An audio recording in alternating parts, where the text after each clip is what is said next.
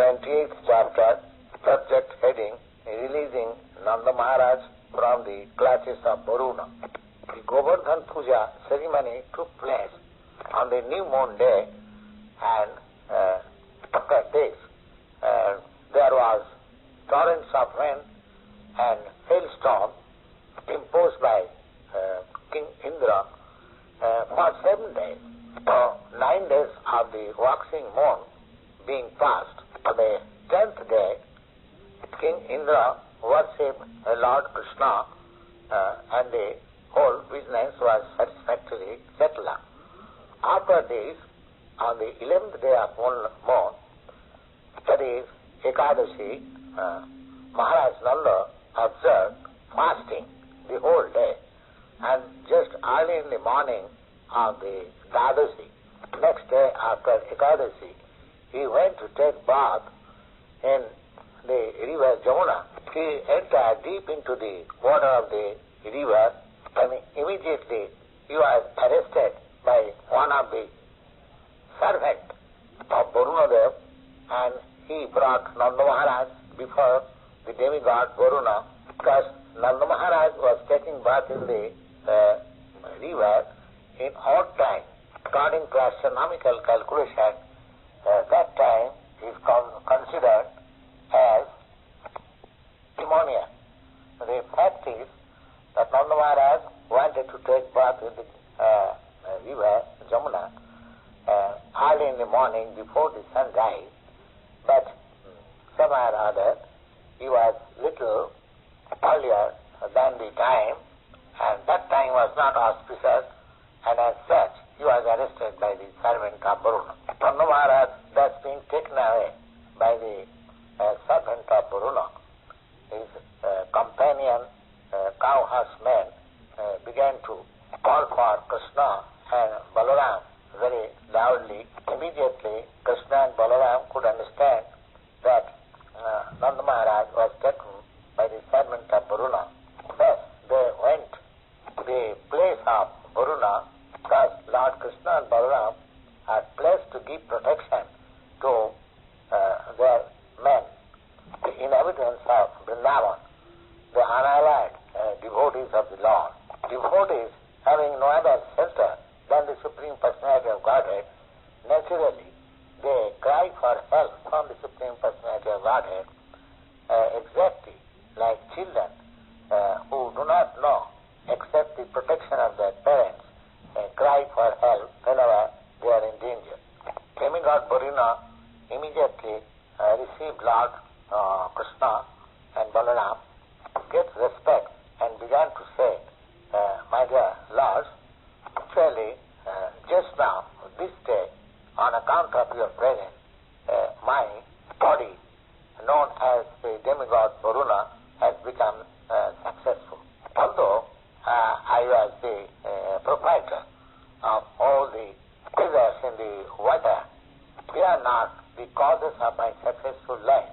But this moment, as soon as I see you, is completely successful, because by seeing you, I will have no more to accept material body, even though it is of a demigod. Therefore, my Lord, the Supreme Personality of Godhead, the Supreme Brahma, and the Super Soul of everything, let me offer my expressful obeisances unto you. You are the Supreme Transcendental Personality, and there is no possibility of imposing the influence of material nature unto you.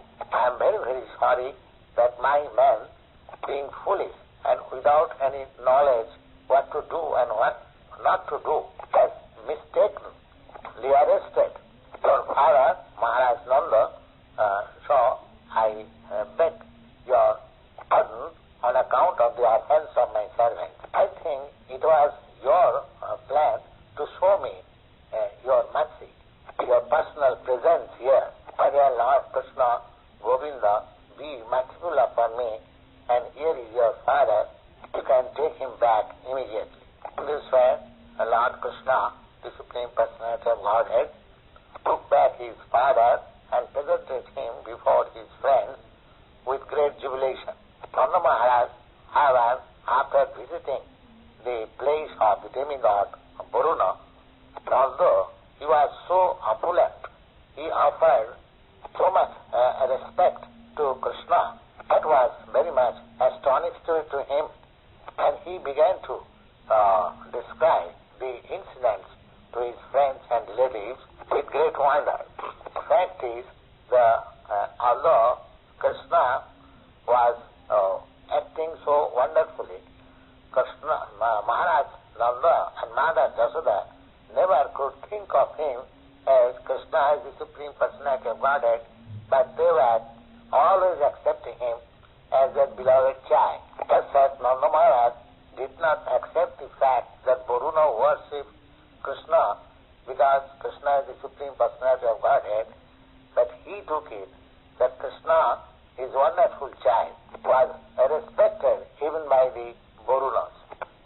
Friends of Nanda Mahārāja, all the cow herdsmen, began too much eager to consult whether Krishna was actually the Supreme Personality of Godhead and whether he was going to give them salvation altogether. When all the cow herdsmen were thus consulting amongst themselves, Krishna could understand their mind, and in order to assure them of their future destiny in the spiritual kingdom, he concluded to show them immediately the spiritual sky.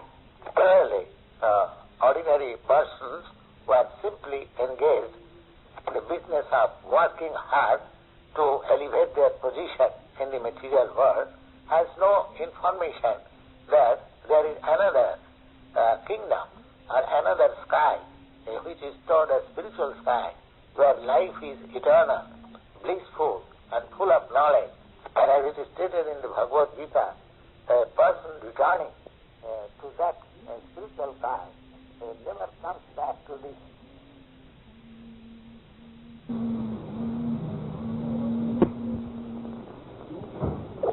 Chapter 28, Bhakti, page number 28, Krishna. Krishna, being the Supreme Personality of Godhead, is always anxious to give information to the conditioned soul that there is another spiritual sky far, far beyond this material sky, transcendental to the innumerable universes created within the total material energy. Krishna is, of course, always very kind to every conditioned soul, but as stated in the Bhagavad Gita, he is especially inclined to such persons who are pure devotees. As such, Krishna immediately thought that his devotees in Vrindavan should be informed of the spiritual sky and the Vaikuntha planets therein immediately. Within the material world, every conditioned soul is in the darkness of knowledge. Darkness of knowledge means all conditioned souls are under the concept of this bodily existence. Everyone of the conditioned soul is under the impression that he is this material world. And with this concept of life, they are working in ignorance in different forms of life. The activities of the particular type of body is called karma, or fruitive action. So all conditioned souls under the impression of bodily concept, they are working according to the particular type of body one has got. These activities are creating one's future conditional life because they have very little information of the spiritual world. They do not generally take to the spiritual activities which are called Bhakti Yoga, so that one may, after giving up this present body, go directly to the spiritual world and be situated in one of the Vaikuntha planets therein. The inhabitants of Vrindavan, they are all pure devotees. Their destination after quitting the body was directly to the Krishna Lok, even transcending or surpassing the Vaikuntha locals. The fact is, those who are engaged in Krishna consciousness for devotional service and they are actually mature or fully always in Krishna consciousness, such persons after death are given to get the chance of Krishna's association in some of the universes within the material world. Krishna's pastimes are going on either in this universe or in other universe continually. It's like the sun globe is passing through many states of this earthly planet. Similarly, Krishna Lila or transcendental advent and pastimes of Krishna is also going on continually, either in this universe or in other universe. So the mature devotees who have completely executed the business of Krishna consciousness, they are immediately transferred to the universe where Krishna is still there. In such universe, the devotees get the first opportunity of associating with Krishna personally and directly. And training goes on as we see in the picture of Vrindavan Lila of Krishna within this planet. Krishna therefore wanted to show the actual feature of the Vaikuntha planet so that the inhabitants of Vrindavan could know where is their destination. Next one. Thus Krishna showed them the eternal, ever-existing spiritual sky which is unlimited and full of knowledge. Within this material world there are different grades of forms, and according to the grades of forms, the knowledge is also manifested proportionately. Just like the knowledge in the body of a child is not as perfect as the knowledge in the body of a grown-up man. Similarly, although there are different grades of living entities, sometimes as in the aquatic animals, sometimes in the plants and trees, sometimes in the reptiles and insects, and sometimes in birds and bees, and later on in the human form of life, in different grades of civilization and non-civilization, and above the human form of life, there are demigods, just like the charans, the siddhas in higher planetary system, and up to the Brahmaloka, where Lord Brahma lives, they are of different grades of knowledge. But when one passes this material world and reaches the Vaikuntha sky, there everyone is in full knowledge. Because all of them are in full knowledge, all living entities are they are engaged in devotional service of the Lord, either in the Vaikuntha planet or in the Krishna Loka planet. In other words, it may be noted, as it is confirmed in the Bhagavad Gita, full knowledge means to know Krishna as the Supreme Personality of Godhead. In the Vedas and Bhagavad Gita also it is stated that in the Brahma Jyoti or in the spiritual sky there is no need of sunlight, though there is no need of moonlight, or there is no need of electricity. All those planets are self-illuminating. All of them are eternally situated. There is no question of creation and annihilation in the Brahma Jyoti spiritual sky. Bhagavad Gita also confirms this, that beyond this material sky, there is another eternal spiritual sky where everything is eternally existing.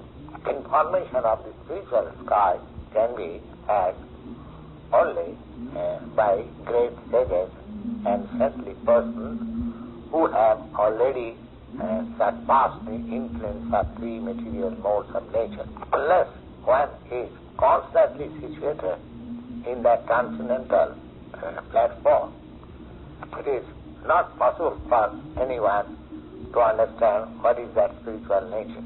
The Bhagavad Gita, we see that a person who is engaged in devotional service of Krishna consciousness, he is immediately transcends the modes of material nature. Therefore, it is recommended that one should take to Bhakti Yoga and keep himself 24 hours engaged in Krishna consciousness, which means that he is already beyond the reach of the modes of material nature. Such persons can easily understand what is spiritual sky, what is Vaikuntha Loka, and the inhabitants of Vrindavan, on account of their being engaged always in Krishna consciousness, can therefore very easily understand the transcendental nature of Vaikuntha Lokas. Thus, Krishna led all the Gopas, headed by Nanda Mahārāja, to the lake where formerly Akrura also was shown the Vaikuntha planetary system, and they took their bath immediately and saw the real nature of the Vaikuntha Lokas exactly like Akrura, and it was shown to him by Lord Kṛṣṇa. After seeing the spiritual sky and Vaikuntha Lokas, all the Gopas, headed by Mahārāja Nanda, felt wonderfully blissful, and getting out of the river, immediately they also saw Krishna was being worshipped by excellent prayers. Thus ends the Bhaktivedanta part of the 28th chapter in the matter of releasing Nanda Mahārāja from the clutches of Varuna.